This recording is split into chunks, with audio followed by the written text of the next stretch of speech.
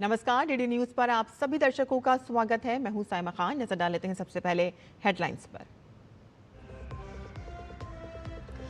पश्चिम बंगाल के चुनावी रण में आज प्रधानमंत्री नरेंद्र मोदी भरेंगे हुंकार। विष्णुपुर, पुरुलिया, झारग्राम और मैदनीपुर में करेंगे विजय संकल्प सभाएं। तो वहीं ममता बनर्जी भी कर रही हैं धुआंधार प्रचार।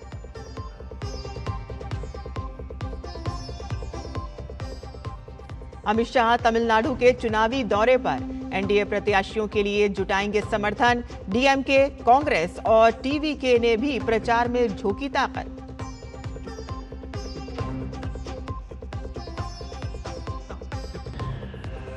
उपराष्ट्रपति सीपी राधाकृष्णन आज से श्रीलंका के दौरे पर। श्रीलंका के शीर्ष नेतृत्व से करेंगे मुलाकात। द्विपक्षीय संबंधों को मिलेगी नई ऊंचाई।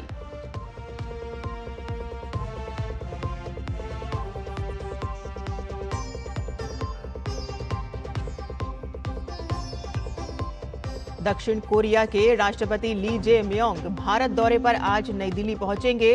राष्ट्रपति और प्रधानमंत्री समेत तमाम गणमान्यों से करेंगे मुलाकात।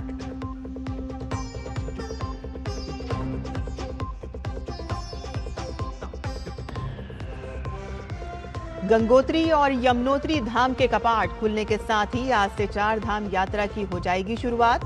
सुरक्षित और सुविधाजनक यात्रा के लिए किए गए हैं चाको चौबंद इंतजाम।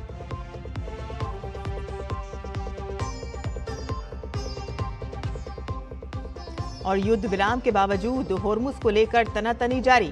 ईरान ने कहा कि अमेरिकी नाकेबंदी जारी रहने तक बंद रहेगा होर्मुज। ट्रंप ने कहा कि सभी मुद्दों का पूर्ण समाधान होने तक जारी रहेगी नाकेबंदी।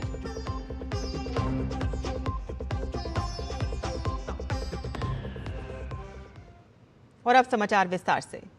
पश्चिम बंगाल विधानसभा चुनाव के मद्देनजर प्रधानमंत्री नरेंद्र मोदी की आज अपने चुनाव प्रचार अभियान को गति देते हुए नजर आएंगे। प्रधानमंत्री पश्चिम बंगाल में आज एक ही दिन में 4 बड़ी जनसभाओं को संबोधित करेंगे।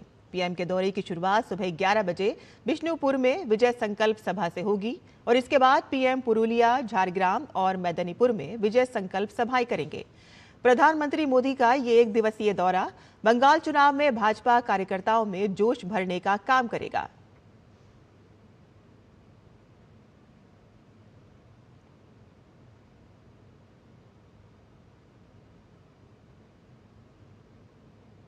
पश्चिम बंगाल विधानसभा चुनाव में भाजपा के लिए आज का दिन बेहद अहम रहने वाला है। पीएम मोदी के अलावा भाजपा के दिग्गज नेता आज बंगाल में चुनाव प्रचार की गति को तेज करेंगे और इसी क्रम में भाजपा के राष्ट्रीय अध्यक्ष नितिन नबीन और वरिष्ठ भाजपा नेता जेपी नड्डा राज्य के अलग अलग हिस्सों में चुनाव प्रचार करेंगे। जेपी नड्डा उत्तर बंगाल के कूच बिहार और जलपाईगुड़ी जिलों में विजय संकल्प सभाओं को संबोधित करेंगे।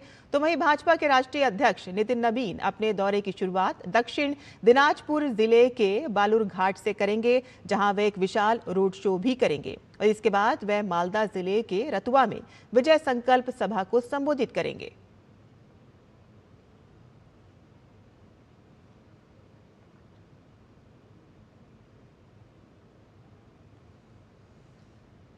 वहीं राज्य की सत्ता पर काबिज तृणमूल कांग्रेस ने भी चुनाव प्रचार में पूरी ताकत झोंक दी है। पार्टी सुप्रीमो और बंगाल की मुख्यमंत्री ममता बनर्जी धुआंधार प्रचार कर रही हैं। ममता ने जनता का दिल जीतने के लिए एड़ी चोटी का जोर लगा दिया है। तो वहीं पार्टी के स्टार प्रचारक अभिषेक बनर्जी भी जमकर प्रचार कर रहे हैं।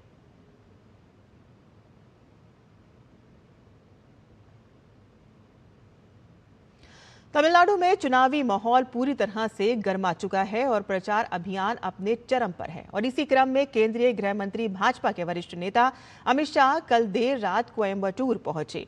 अमित शाह आज राज्य में एनडीए प्रत्याशियों के समर्थन में प्रचार करेंगे। वो आज इरोड के मोदककुरिची विधानसभा क्षेत्र में रोड शो करेंगे और इसके बाद वो चेन्नई के अरुलमिगु कपालेश्वर मंदिर में दर्शन और पूजा अर्चना करेंगे। अमित शाह आज चेन्नई में मायलापुर विधानसभा में भी रोड शो करेंगे।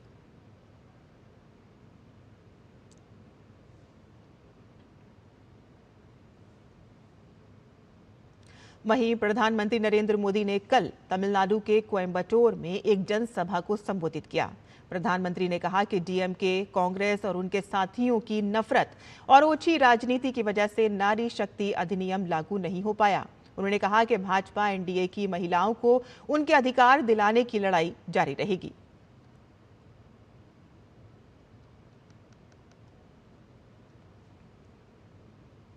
राज्य में सत्तारूढ़ डीएमके भी अपनी सत्ता बचाए रखने के लिए एड़ी चोटी का जोर लगा रही है। पार्टी के स्टार प्रचारक और राज्य के मुख्यमंत्री एमके स्टालिन धुआंधार प्रचार कर रहे हैं, तो वहीं टीवीके भी मजबूती के साथ चुनाव प्रचार कर रही है, जिससे चुनावी जंग और भी रोचक हो गई है।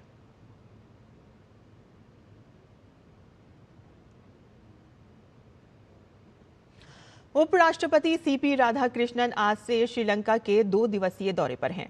ये उनकी श्रीलंका की पहली आधिकारिक द्विपक्षीय यात्रा है और इस दौरान वे श्रीलंका के राष्ट्रपति अनुराग कुमार दिसानायके और प्रधानमंत्री डॉक्टर हरिणी अमरसूरिया से मुलाकात करेंगे और साथ ही वे वहां के अन्य नेताओं और भारतीय समुदाय के लोगों से भी मिलेंगे।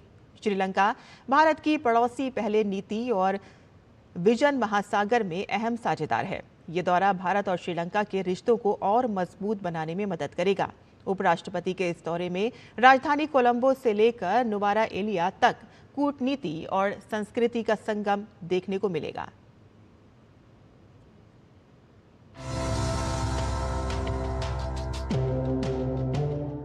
उपराष्ट्रपति सीपी राधाकृष्णन अपने श्रीलंका दौरे के क्रम में कोलंबो से लेकर नुवारा एलिया तक कई कार्यक्रमों में शामिल होंगे। कोलंबो एयरपोर्ट पर पारंपरिक स्वागत के बाद उपराष्ट्रपति की यात्रा की शुरुआत रणनीतिक चर्चाओं से होगी। उपराष्ट्रपति की श्रीलंका के राष्ट्रपति के साथ डेलीगेशन लेवल वार्ता और फिर वहां के प्रधानमंत्री के साथ लंच डिप्लोमेसी में कई महत्वपूर्ण मुद्दों पर चर्चा होगी। इसके बाद उपराष्ट्रपति की श्रीलंका के उत्तर और पूर्वी प्रांतों के राजनीतिक दलों के प्रतिनिधियों से भी मुलाकात होगी। हमारे रिश्ते जो हैं अभी बहुत ही मजबूत हैं और अगर आप देखें पिछले 4-5 सालों में वो लगातार एक ऊपर की दिशा में लगातार जा रहे हैं। जो ट्रस्ट और गुडविल है वो भी अनप्रेसिडेंटेड है। तो ये हुआ कैसे?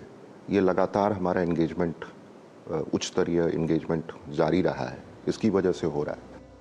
शाम को उपराष्ट्रपति भारतीय समुदाय के लोगों के बीच पहुंचेंगे, जिसको लेकर भारतवंशी काफी उत्साहित हैं। भारत के किसी उपराष्ट्रपति की यह पहली श्रीलंका यात्रा है, जिसको यादगार बनाने के लिए भारतवंशियों की कई पीढ़ियां तैयार हैं। I am honestly welcome our Indian Vice President. For very happy to see him. India is my country, really my mother tongue country. My grandparents are born. But we are in now Sri Lankans, but we are very proudly, I am saying, we are Indians, Indian Tamils. I am very happy to say that our Indian Vice President is coming to Sri Lanka. My dream was to study in India, so I am so happy that it's going to come true.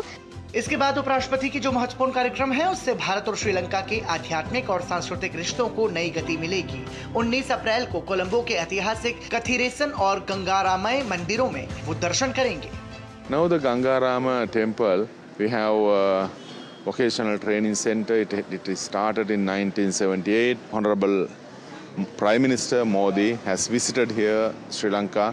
Both times he has visited Gangarama temple. साथ ही कथिरेसन में कार्यक्रम के दौरान उनका संबोधन भी होगा। यहाँ दोनों देशों की संस्कृति की भी झलक दिखेगी, जिसको लेकर काफी उत्साह है। Relationship between Sri Lanka and India goes way back, and we've had such a good relationship for so many years, and we're really happy to welcome the Vice President to our country. As a student, I have had a great connection with India, as in visiting India and also performing at India via a dance class. So we have done many shows about Ramayana, which is a great bridge that connects Sri Lanka and India as well. So we will be performing Ramayana as well in this month. These are ways that Sri Lanka and India are connected to each other in a very deep manner. सोमवार को यात्रा का केंद्र नुवारा एलिया होगा। उपराष्ट्रपति यहां IHP project site का दौरा करेंगे, जो भारत की विकास साझेदारी का प्रतीक है। दौरे का समापन रामायण काल से जुड़े ऐतिहासिक सीता एलिया अम्मन मंदिर के दर्शन के साथ होगा, जो दोनों देशों के भावनात्मक जुड़ाव को दर्शाता है। कोलंबो से नवीन के साथ दिवाकर कुमार की रिपोर्ट।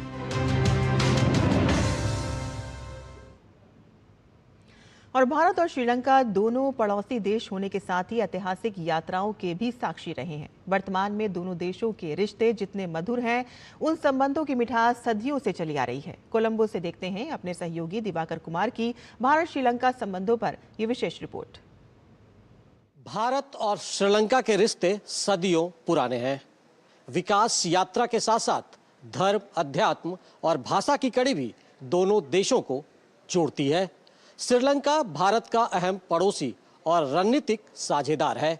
रामायण के संस्मरणों से लेकर भगवान बुद्ध के संदेश भी दोनों मुल्कों को एक सूत्र में बांधते हैं। भारत का श्रीलंका के साथ संबंध आज का नहीं बल्कि रामायण काल का है। यहाँ आज भी कई धरोहर इस बात की गवाही देते हैं। सीता अम्मन मंदिर, अशोक वाटिका, रावण की गुफाएं, हनुमान जी के निशान और मुन्नार की खाड़ी के पास समुद्र के बीच चूना पत्थर की ये श्रृंखला जिसे राम सेतु कहा जाता है, वो आज भी मौजूद है। ये निशानियां दोनों देशों के सदियों पुराने रिश्तों की कहानी है। हमारे रिश्ते जो हैं अभी बहुत ही मजबूत हैं और अगर आप देखें पिछले 4-5 सालों में वो लगातार एक ऊपर की दिशा में लगातार जा रहे हैं। जो ट्रस्ट और गुडविल है वो भी अनप्रेसिडेंटेड है। इस देश में आपको हर जगह मंदिर और मठ काफी संख्या में आसानी से दिखेंगे, जो बुद्ध की भूमि भारत और श्रीलंका के बीच रिश्तों को और प्रगाढ़ता प्रदान करती है। यहाँ की करीब 70% आबादी बौद्ध धर्म मानती है, जिसकी जड़ें भारत में हैं। कोलंबो का गंगा रामया मंदिर और संग्रहालय के अलावा केलानिया राजा महाविहार समेत यहाँ दर्जनों प्रसिद्ध बौद्ध तीर्थ स्थल हैं, जिसे देखने भारत से भी काफी संख्या में लोग पहुँचते हैं। This is the first time we've come to Sri Lanka, so we have been to places like Olingama, Gaal, Mirisa, and now we have in central Colombo. Mahadev Murti is also there, Shirovali Mata Murti is also there, so it feels like very similarity. People also here knows Hindi, so we can communicate in Hindi also. इतना ही नहीं, भाषा की कड़ी भी दोनों देशों के बीच सेतु का काम करती है। यहाँ बड़ी संख्या में लोग तमिल बोलते हैं, जो रिश्तों को एक भाषाई बंधन भी प्रदान करते हैं। भाषा और संस्कृति की समानता सीमाओं से अलग भारत और श्रीलंका को और नजदीक लाते हैं। यहाँ तक कि कथक और दूसरे नृत्य भी यहाँ काफी लोकप्रिय हैं, जिसमें भारतीय सांस्कृतिक संबंध परिषद ICCR महती भूमिका निभा रहा है। तो मैं लखनऊ गई, वो कथक डांस का गुरुकुल मदर घराना वही था, तो वहाँ पर जाकर मैंने कथक का इतनी सारी चीज़ सीख लिया था। तो आज भी मैं बहुत proud student in ICCR and बहुत अच्छा लग रहा है। भारत श्रीलंका संबंधों की गहराई और व्यापकता हिंद महासागर की गहराइयों से भी अधिक है, जो इन दोनों पड़ोसी राज्यों को साथ मिलकर चलने और बढ़ने की प्रेरणा देता है। दक्षिण कोरिया के राष्ट्रपति ली जे म्योंग आज अपनी भारत यात्रा पर नई दिल्ली पहुंचेंगे। राष्ट्रपति ली के साथ उनकी पत्नी किम हे क्यांग, मंत्री, वरिष्ठ अधिकारी और व्यापारियों का एक उच्च स्तरीय प्रतिनिधिमंडल भी आ रहा है। विदेश मंत्री डॉक्टर एस जयशंकर आज नई दिल्ली में राष्ट्रपति ली से मुलाकात करेंगे। अपनी यात्रा के दौरान राष्ट्रपति ली राष्ट्रपति द्रौपदी मुर्मू और प्रधानमंत्री नरेंद्र मोदी से मुलाकात करेंगे और इस दौरे में जहाज निर्माण, व्यापार, निवेश, आर्टिफिशियल इंटेलिजेंस, सेमीकंडक्टर, महत्वपूर्ण और उभरती प्रौद्योगिकियों, जन संबंधों और सांस्कृतिक आदान प्रदान सहित विभिन्न क्षेत्रों में द्विपक्षीय सहयोग को और मजबूत मिलेगी। पश्चिम एशिया में जारी तनाव के बीच होर्मुज को खोलने पर सहमति बन गई थी, लेकिन अब एक बार फिर से तनाव गहरा गया है। दुनिया की सबसे अहम समुद्री तेल आपूर्ति लाइफलाइन होर्मुज जल डमरू मध्य को ईरान ने फिर से बंद कर दिया है और इस बीच अमेरिका ने भी जल्द ही पीस डील नहीं होने पर और ज्यादा तेज हमले करने की बात कही है। दुनिया की करीब 20% तेल और गैस सप्लाई जिस रास्ते से गुजरती है, उस स्ट्रेट ऑफ होर्मुज पर संकट के बादल दिखाई दे रहे हैं। ईरान ने होर्मुज स्ट्रेट को दोबारा बंद कर समुद्री रास्ते पर फिर से कड़ा पहरा लागू कर दिया। ईरान के मिलिट्री कमांड ने एक बयान में कहा कि वाशिंगटन ने ईरान के बंदरगाहों से आने जाने वाले जहाजों पर अपनी नेवल नाकाबंदी जारी रखकर अपना वादा तोड़ा है। उन्होंने कहा कि जब तक अमेरिका ईरान आने जाने वाले सभी जहाजों के आने जाने की आजादी बहाल नहीं कर देता, तब तक होर्मुज स्ट्रेट में स्थिति पूरी तरह से कंट्रोल में रहेगी। होर्मुज जलडमरू मध्य पर नियंत्रण पहले की स्थिति में वापस आ गया है और यह रणनीतिक जलमार्ग अब सशस्त्र बलों के कड़े प्रबंधन और नियंत्रण में है। जब तक अमेरिका ईरान से गंतव्यों तक और गंतव्यों से ईरान तक जहाजों की पूर्ण आवाजाही पर लगी पाबंदियां समाप्त नहीं करता, तब तक होर्मुज जलडमरू मध्य की स्थिति सख्त नियंत्रण में और यथावत बनी रहेगी। इस बीच होर्मुज जलडमरू मध्य में एक तेल टैंकर पर फायरिंग की घटना सामने आने से तनाव बढ़ने की आशंका है। United kingdom maritime trade operations के मुताबिक टैंकर पर 2 गनबोट्स ने गोलीबारी की, जिन्हें ईरान की रेवोल्यूशनरी गार्ड से जुड़ा बताया जा रहा है। रिपोर्ट के अनुसार हमले से पहले कोई रेडियो चेतावनी भी नहीं दी गई। हालांकि राहत की बात यह है कि जहाज और उसके क्रू सुरक्षित बताए जा रहे हैं। इससे पहले शुक्रवार को ही ईरान ने होर्मुज को खोलने का ऐलान किया था, जिसके बाद से दुनिया ने राहत की सांस ली।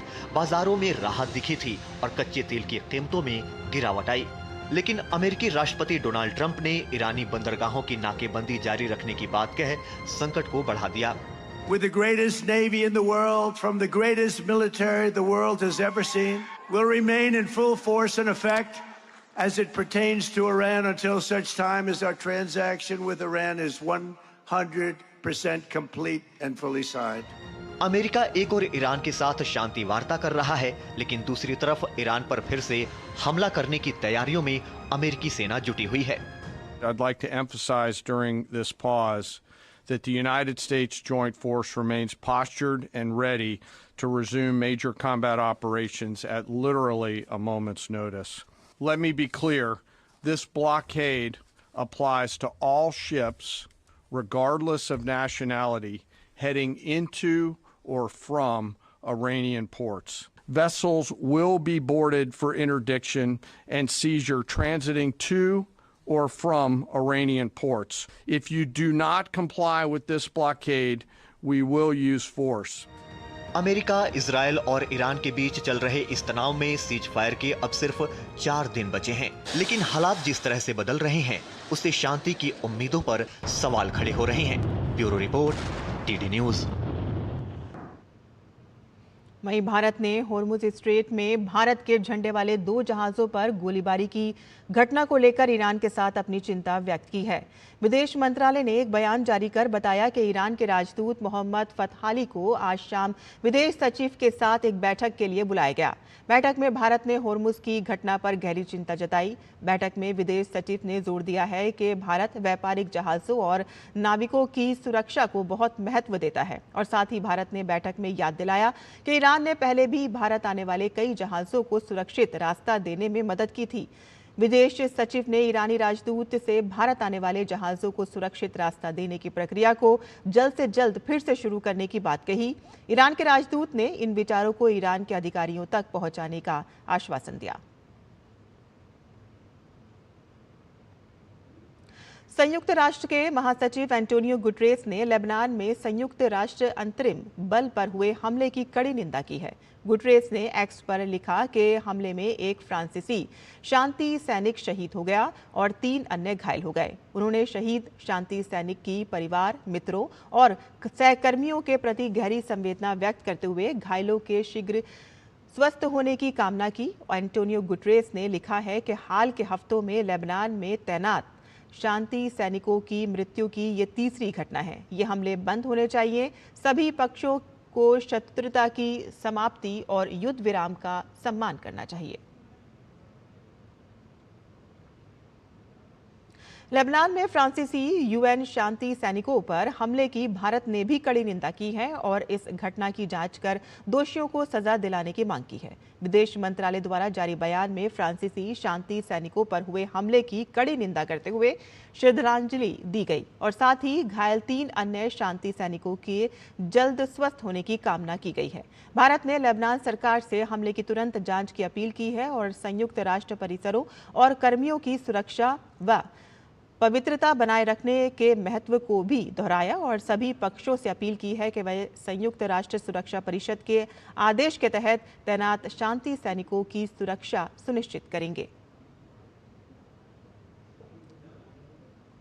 देवभूमि उत्तराखंड में आज से गंगोत्री और यमुनोत्री धाम के कपाट खुलने के साथ ही 4 धाम यात्रा की विधिवत शुरुआत हो रही है। शासन प्रशासन ने यात्रा की सभी तैयारियां पूरी कर ली हैं।